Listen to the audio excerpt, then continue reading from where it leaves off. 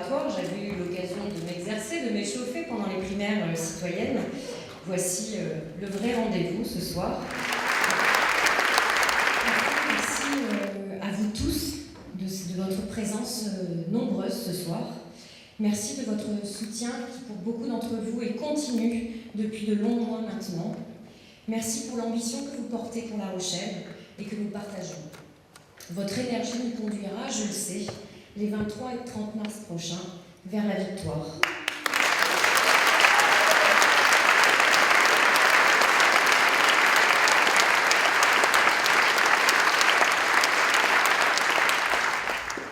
Notre projet, il entend répondre à des enjeux.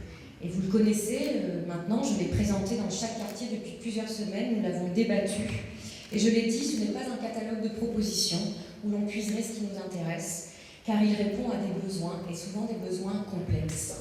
Et la première attente, le premier besoin, et c'est le premier parce que de cette attente découlent les autres, c'est de pouvoir habiter à La Rochelle. Chacun doit pouvoir habiter à La Rochelle s'il le souhaite.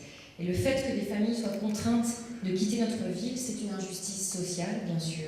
C'est un problème environnemental, c'est une gabegie financière et c'est un handicap pour le développement économique de notre territoire. Pour répondre à ce défi du logement, il nous faudra bien sûr poursuivre la politique ambitieuse que nous menons depuis longtemps en matière de logements sociaux, mais il nous faudra également diversifier les réponses. C'est pour cela que nous lancerons avec l'ensemble des acteurs locaux du logement, acteurs du logement social, mais également acteurs du logement privé, les programmes de logement intermédiaire. Ces logements intermédiaires, qu'est-ce que c'est? On en parle beaucoup dans cette campagne.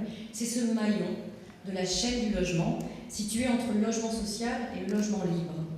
C'est fournir des logements à 2 000 à 2 500 € du mètre carré pour que les ménages qui voient arriver leur premier ou leur deuxième enfant, ceux qui subissent la décohabitation ou ceux qui gagnent un peu trop pour accéder au logement social, mais pas suffisamment pour pouvoir se loger dans le logement privé à La Rochelle, puissent rester à La Rochelle.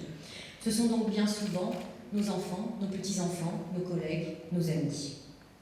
Ces logements intermédiaires seront donc inscrits dans le programme local de l'habitat et permettront la mixité sociale qui est l'un des fondements historiques de nos politiques à La Rochelle.